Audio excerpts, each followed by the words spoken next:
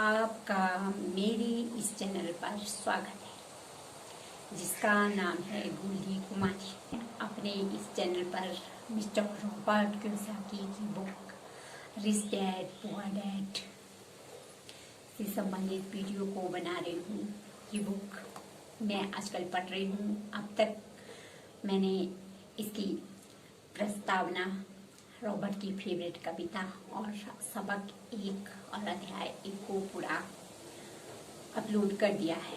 अब मैं जिस वीडियो को बना रही हूँ वो भी अध्याय 1 ही है और सबक 1 है।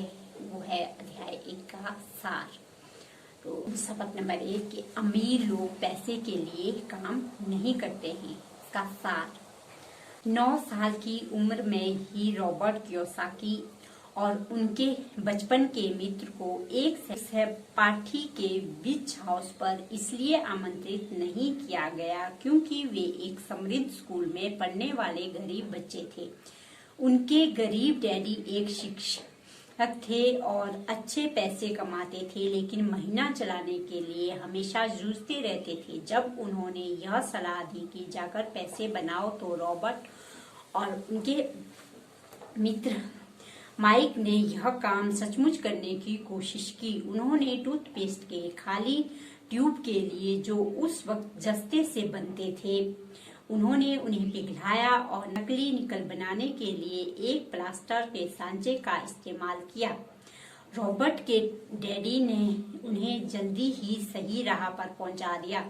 उन्होंने यह सलाह दी कि उन्हें माइक के डैडी से पूछना चाहिए, जिन्होंने कभी 8वीं ग्रेड की पढ़ाई पूरी नहीं की थी, लेकिन वे बहुत से सफल व्यवसाय चलाते थे। माइक के डैडी पुस्तक के अमीर डैडी हैं, उन्हें सिखाने के लिए तैयार हो गए, लेकिन उनकी कुछ शर्तें थी। उन्होंने कहा कि इसके लिए दोनों लड़कों को उनके लिए कन्वीनियंस स्टोर में हर शनिवार सुबह 3 घंटे तक काम करना होगा, जिनमें डिब्बों की धूल साफ करना और दीवार सफाई शामिल थी। उन्होंने कहा कि वे 10 सेंट प्रति घंटे की दर से पैसे देंगे। रॉबर्ट आमतौर पर 10 सेंट कॉमिक्स की बुक पर खर्च कर देते थे। इस नीरस काम और कम वेतन से रॉबर्ट का जल्द ही मोह भंग हो गया। जब उन्होंने अपने मित्र से कहा कि वे यह काम छोड़ने वाले हैं, तो माइक ने कहा कि अमीर डैडी ने पहले ही चेतावनी दे दी थी, ऐसा होगा और रॉबर्ट को जाकर उनसे मिलना चाहिए। रॉबर्ट के डैडी स्कूल टीचर थे और व्याख्यान देते थे, लेकिन माइक के डैडी कम बोलते थे और एक बहुत अलग तरीके से सिखाते थे, जैसे रॉबर्ट को पता लगने वाला था। अगले शनिवार की सुबह रॉबर्ट माइक के डैडी से मिलने गए, लेकिन अमीर डैडी ने रॉबर्ट से 1 घंटे तक धूल भरे अंधेरे लिविंग रूम में इंतजार करवाया। वे भना गए और भावुक हो गए जब उन्हें माइक के डैडी के सामने शिकायत करने का मौका मिला। उन्होंने उग्र होकर कहा कि वे लोभी हैं और उनके प्रति सम्मान नहीं दिखा रहे हैं। जब उन्होंने कहा कि माइक के डैडी ने अनुबंध के मुताबिक उन्हें कुछ नहीं सिखाया, तो वे शांति से असहमत हुए। अमीर डैडी ने स्पष्ट किया कि जीवन आपको शब्दों से नहीं सिखाता, बल्कि चारों तरफ धकेल कर सिखाता है। कुछ लोग जीवन के धक्कों को चुपचाप झेल जाते हैं, बाकी नाराज हो जाते हैं और अपने बॉस, अपने प्रियजनों के खिलाफ भड़ास निकालते हैं, लेकिन कुछ लोग इससे सबक सीखते हैं और वास्तव में जीवन के धक्कों का स्वागत करते हैं, क्योंकि इसका मतलब है कि उन्हें कुछ सीखने की जरूरत है। जो लोग यह सबक नहीं सीखते, वे जीवन भर हर व्यक्ति को दोष देते रहते हैं और किसी बड़े अवसर का इंतजार करते हैं और सुरक्षित खेलते हैं और कभी जोखिम न लेने या बड़ी जीत हासिल न करने का निर्णय लेते हैं। उन्होंने रॉबर्ट को बताया कि वे और माइक पहले लोग थे जिन्होंने उनसे कभी पैसे बनाने का तरीका सीखना चाहा था। उनके पास 150 से ज्यादा कर्मचारी थे। हालांकि उन्होंने नौकरी मांगी थी, लेकिन उन्होंने रॉबर्ट और माइक की तरह कभी ज्ञान नहीं मांगा था।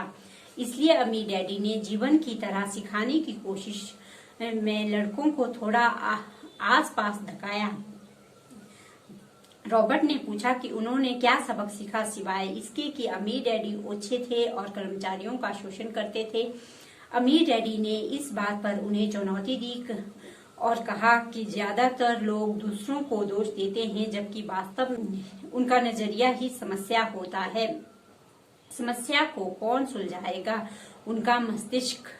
माइक के डैडी ने कहा वे चाहते थे कि रॉबर्ट यह सीखे कि पैसा कैसे काम करता है ताकि वे इसे अपनी खातिर काम करा सके। वे रॉबर्ट को क्रोध को देखकर भी खुश थे, क्योंकि क्रोध प्रेम के साथ मिलकर जोश को बनाता है, जो सीखने का एक अहम घटक है। उन्होंने आगे कहा कि पैसा लोगों की समस्याओं को नहीं सुलझाता।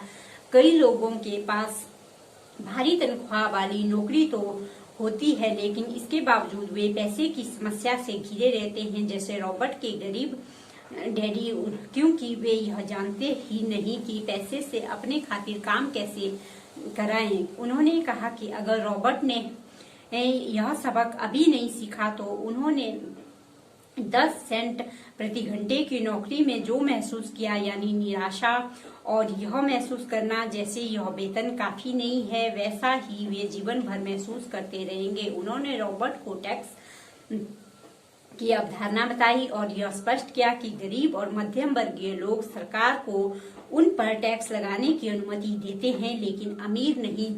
उन्होंने पूछा कि क्या रॉबर्ट में अब भी सीखने के प्रति जोश था। जब उन्होंने हाँ कहा तो अमीर डैडी ने उनसे कहा कि अब वे स्टोर में काम करने के लिए उन्हें पैसे नहीं देंगे। उन्होंने रॉबर्ट से कहा कि इसके पीछे का अर्थ निकालने के लिए अपने दिमाग का इस्तेमाल करें। रॉबर्ट और माइक ने 3 सप्ताह तक मुफ्त में काम किया। माइक के डैडी आए और उन्हें बातचीत के लिए बाहर ले गए। उन्होंने पूछा कि क्या उन्होंने अब तक कोई चीज सीखी। वे कुछ नहीं सीख पाए थे। अमीर डैडी ने उन्हें बताया कि अगर वे इस सबक को नहीं सीखते हैं तो वे ज्यादातर लोगों जैसे होंगे जो जीवन भर कम पैसे के लिए कड़ी मेहनत करते रहते हैं। उन्होंने प्रति घंटे 25 सेंट वेतन का प्रस्ताव रखा, जिसका बच्चों ने प्रतिरोध किया। उन्होंने इसे बढ़ाकर $1 तक प्रति घंटे कर दिया, फिर $2, लेकिन रॉबर्ट खामोश बने रहे। 1 घंटे के $5 के अंतिम प्रस्ताव, जो उस वक्त एक भारी रकम थी, के बाद रॉबर्ट जान गए कि वे नहीं बिकेंगे। अमीर डैडी ने कहा कि यह अच्छी बात थी कि उनकी कोई कीमत नहीं थी, ज्यादातर लोगों की होती है, क्योंकि डर और लोभ उनके जीवन को नियंत्रित करता है। गरीबी का डर उनसे कड़ी मेहनत कराता है और वेतन कमवाता है, लेकिन एक बार जब उनके पास वेतन आ जाता है तो लोभवश वे उन तमाम चीजों के बारे में सोचने लगते हैं जिन्हें वे खरीद सकते हैं। इससे उन्हें ज्यादा पैसे की जरूरत महसूस होती है ताकि वे ज्यादा खर्च कर सके। इसी को अमीर डैडी चूहा दौड़ कहते हैं। उन्होंने लड़कों को बताया कि पहला कदम खुद के सामने यह स्वीकार करना है कि वे क्या महसूस कर रहे हैं। अक्सर लोग तार्किक दृष्टि से सोचने के बजाय अपनी भावनाओं के तहत प्रतिक्रिया करते हैं। वे यह स्वीकार करने से डरते हैं कि पैसा ही उनके जीवन को चला रहा है, इसलिए पैसा उन्हें नियंत्रित करता है। ऐसा नहीं है कि इस डर का सामना गरीब लोग ही करते हैं, अमीर लोगों को भी अक्सर डर लगता है। अमीर डैडी लड़कों को सिर्फ अमीर बनना ही नहीं सिखाना चाहते थे, क्योंकि पैसे से समस्या नहीं सुलझती है। अमीर डैडी ने उन्हें बताया कि स्कूल महत्वपूर्ण है, लेकिन ज्यादातर लोगों के लिए यह शुरुआत नहीं बल्कि अंत है। और कुंजी यह है कि लड़के सोचने के लिए अपनी भावनाओं का इस्तेमाल करना सीखे, अपनी भावनाओं से सोचना ना सीखे। उन्हें अपने विचारों का चयन करना सीखना चाहिए। अमीर डैडी ने उन्हें बताया कि वे पैसा कमाने के तरीकों पर निगाह रखें। जिस पल आप किसी अवसर को देख लेते हैं, आप जीवन भर अवसरों को देखने लगते हैं।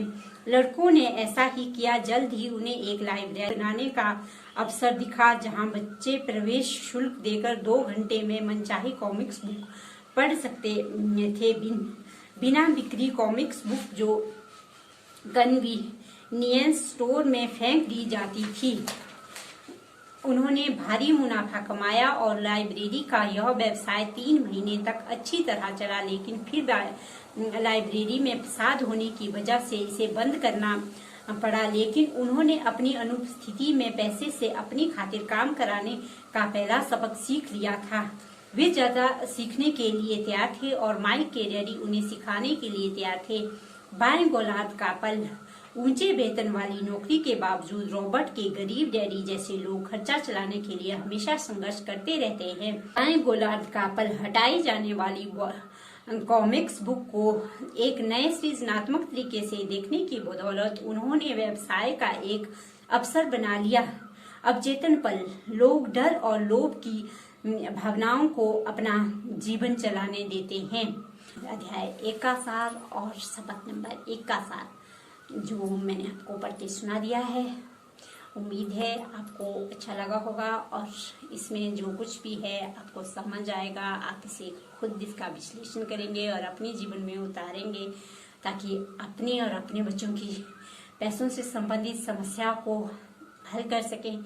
मेरा यही उद्देश्य है। इस बुक को मेरा खुद का पढ़ने का भी यही उद्देश्य है। मैं खुद भी सीख रही हूँ इस बुक से और अपने आसपास के हर एक चीज़ से सीखती हूँ। उम्मीद है आपको अच्छी लगी होगी। अगर आपको मेरे वीडियो अच्छे लग रहे हैं और आपको जानना है कि अगले अध्याय में क्या लिखा है तो आप मेरा ये चैनल सब्सक्राइब कर सकते हैं और वीडियो को लाइक कर सकते हैं। आज के लिए इतना ही। अगले वीडियो में फिर मिलेंगे। तब तक के लिए बाय।